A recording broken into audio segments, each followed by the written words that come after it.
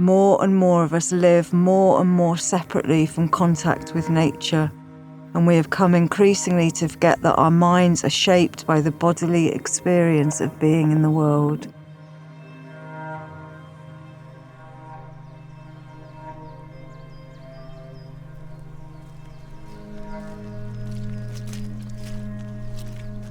I'm a microscopist. I did art school, painting, but I was always interested in natural history imaging. So I like to portray things that you normally can't see.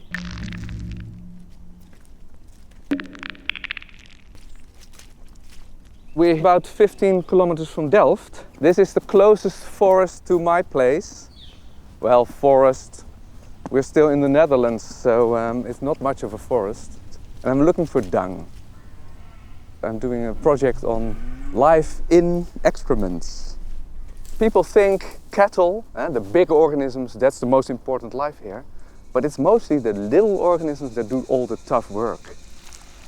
Every little bit of dirt or moist can bear a whole microworld. It's a little bit like a jungle. And in this jungle there are strange little creatures crawling and growing. It's so close, but still so unknown.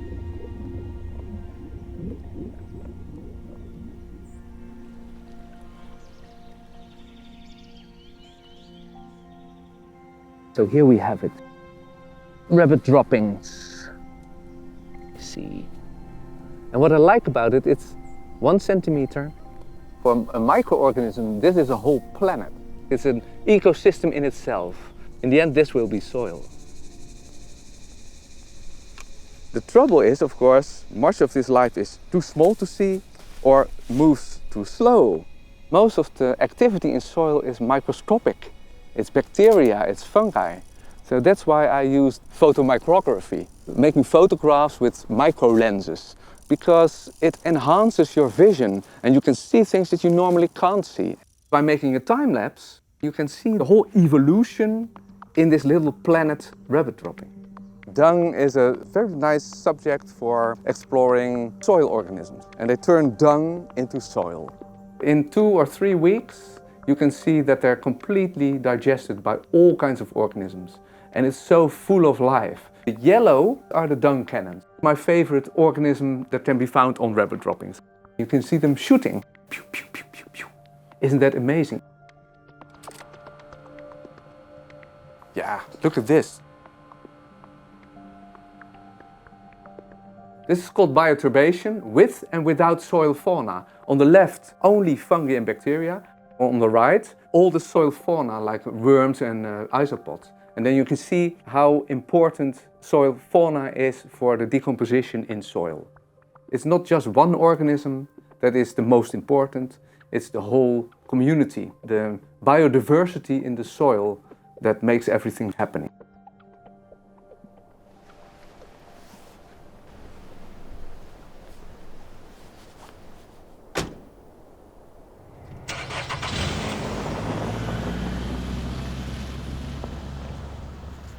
There's this beautiful book by Nan Shepherd called The Living Mountain, which was a kind of meditation on her time walking in the Cairngorm Mountains in Scotland. And that's how all my work started about 8 years ago. This is by Robert Macfarlane in the preface. The Living Mountain relates how over time she learned to go into the hills aimlessly, merely to be with the mountain as one visits a friend, with no intention but to be with him. I think at essence my work is about being with.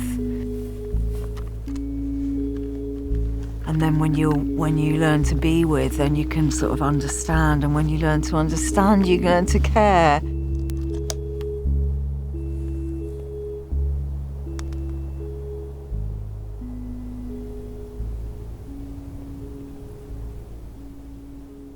We're at 600 metres up. We're in the Cambria Mountains, which is a large range of undulating hills. I know this landscape quite intimately because I've crawled for 5.5 miles through this landscape for a different project called Cross Paths Sheep. And I had 15 GoPros all over my body, picking up all the detail of this landscape. But I wanted to embed myself in an even deeper way, literally. So dug out this ditch and prepared to lay in it for 24 hours and to live stream that.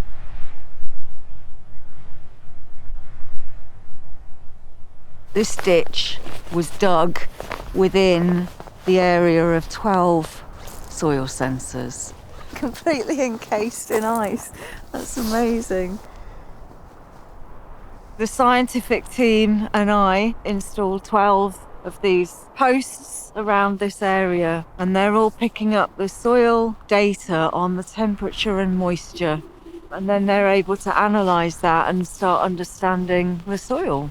And I can tap into that data whenever I want. So that's all been informing my studio work and performance work.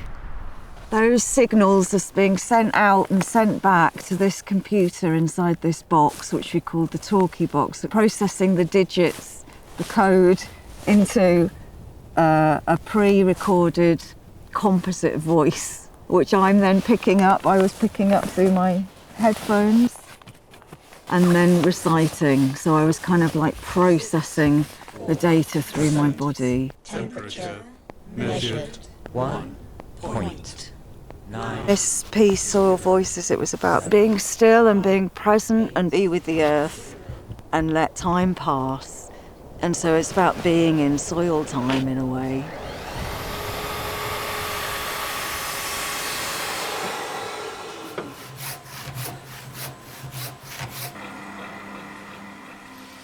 We are Something in Sun. Our work is really about the world around us, be that kind of the natural world or things going on in society, and we try to use sort of the everyday to explore those. You've got these incredible natural processes happening all around us where humans don't have to do anything. So we want to create a recipe for soil and actually dive into each of those little processes. The way a rock goes from, a mountainside through to a granule that can be absorbed into a plant, the way a plant can decay, the way that mushrooms or fungus can grow through the earth. All of those are different parts of the process which together make this incredibly complex thing. The making of soil is very complex and there's lots of different processes as part of that, so we just thought that the kitchen was a good way, an everyday way of showing all the different processes. We've used the cafetiere as, I suppose, an everyday object, so we're going to replicate that idea of them falling off a tree into the lake or into a puddle. Those leaves will start to decay and build up in layers, release all the tannins, which creates the kind of dark colours. This is one of those processes we learn about that make up that tapestry of what soil is around the world.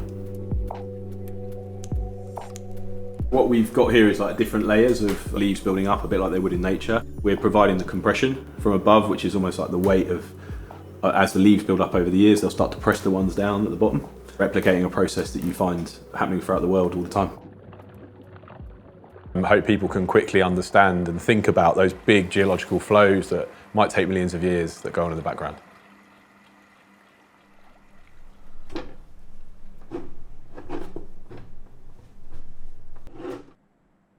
Flattening out the clay, and then we're going to heat the clay up. We are mimicking the cracking of earth through the sun, heating the soil, and eventually through the heat, the moisture will start to leave the clay, and as the moisture leaves, it will start to crack.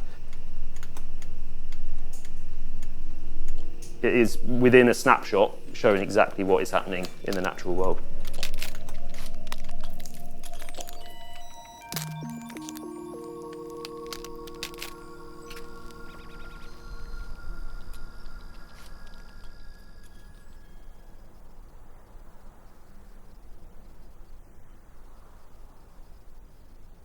My name is Fernando Laposse. I'm a designer from Mexico.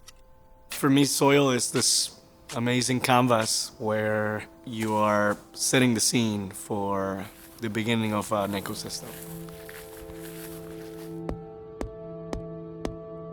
Mexico, still has a very thriving indigenous population with a completely different relationship to nature.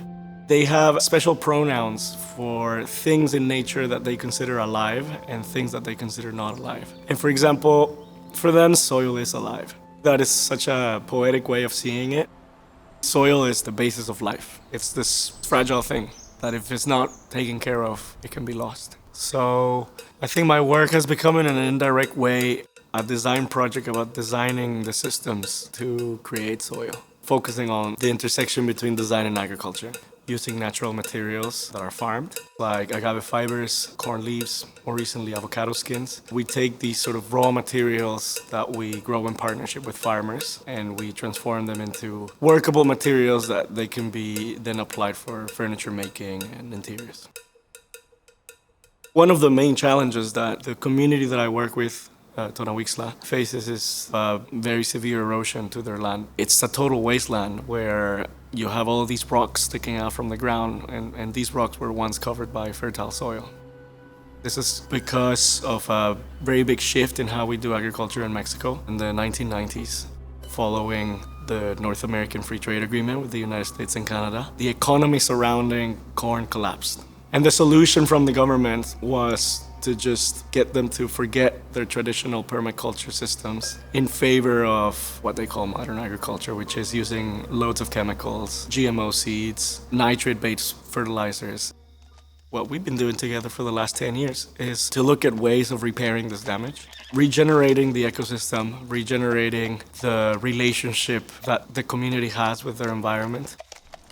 What we've been doing essentially is creating green barriers along these mountains, doing trenches and planting more than 100,000 agaves. Agaves, they don't need any water. They can basically grow on rocks. They are what are called pioneering plants. After a couple of years, they start to create the right conditions for other plants to take hold. During the rainy season, which was typically where all these water and soil was washed away, the trenches become full of water, the agaves hold that soil, and a lot of seeds from plants from other regions start to take hold in those trenches. 10 years later, you're starting to see these mountains become green again. We are now seeing soil. There was no soil. It was all rocks. This project is much more than just soil. It's really focusing on the word itself. Agriculture is culture. If you lose all of these traditional agricultural methods, you lose culture. It's about reminding oneself that we are part of nature and that it's best for everyone to reconnect with that side.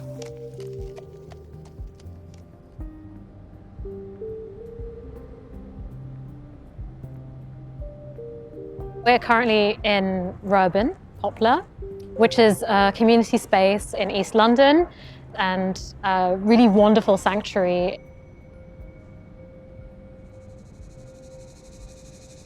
The thing that I'm most drawn to is how art practice can create these small invitations to engage.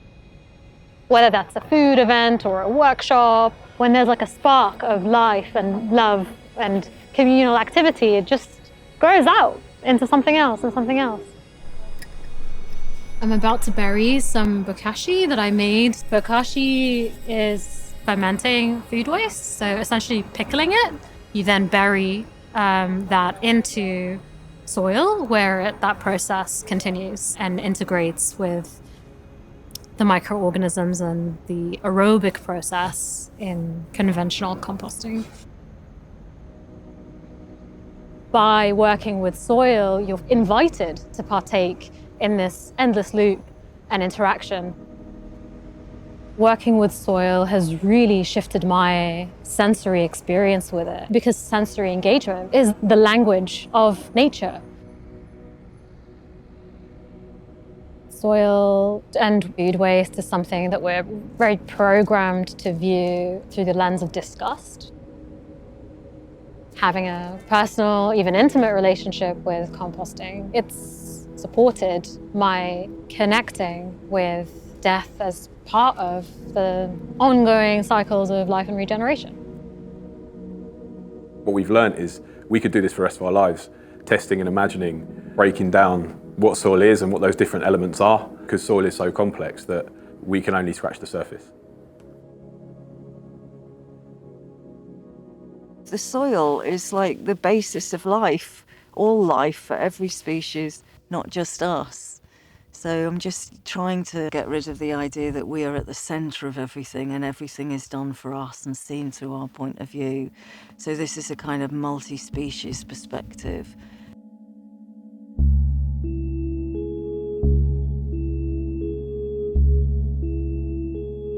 I always find it a bit tragic that the whole machine is kept running by the microorganisms and the little organisms in the soil, but nobody sees them, nobody notices them. We need to readjust what we're valuing to work with ecosystems so that we're producing the things that we need to sustain ourselves and producing things that helps all the other species sustain themselves. And soil is the absolute beginning of all that because it is the lifeblood of us.